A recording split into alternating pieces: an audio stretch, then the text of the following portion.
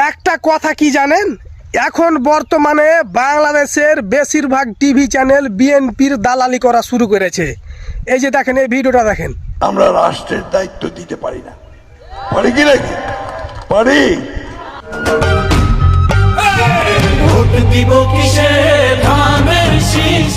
তাদেরকে সরকার হতে দিতে পারি। দেখলেন তো মির্জা ফখরুলের বক্তব্য চলছে, মধ্যখানে সময় টিভি চ্যানেল কি করলে একবারে বিএনপির পক্ষে ভোট চেয়ে বসে থাকলো।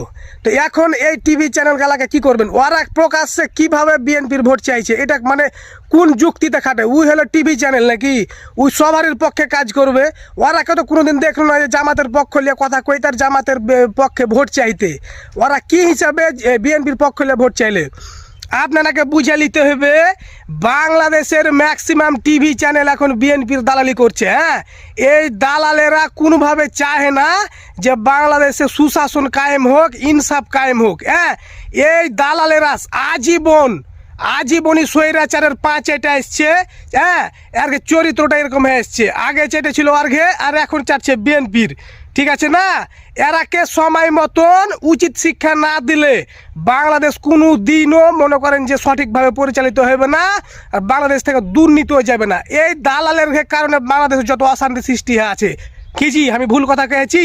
আর আমি জামাতের পক্ষ হলে কথা কহাতে সবারই জয়লা ফাইটা একবারে ধয়ে যাইছে যে দালাল, টিয়া রাজাকার, টিয়া দালাল, এটা ওইটা কত রকমের কথা। কিন্তু এই চ্যানেলগুলা কি হিসাবে প্রত্যেকটা চ্যানেল মানে বেশিরভাগই চ্যানেল কেনে বিএনপির দালালি শুরু করছে? এটা আপনাদের কাছে আমার প্রশ্ন।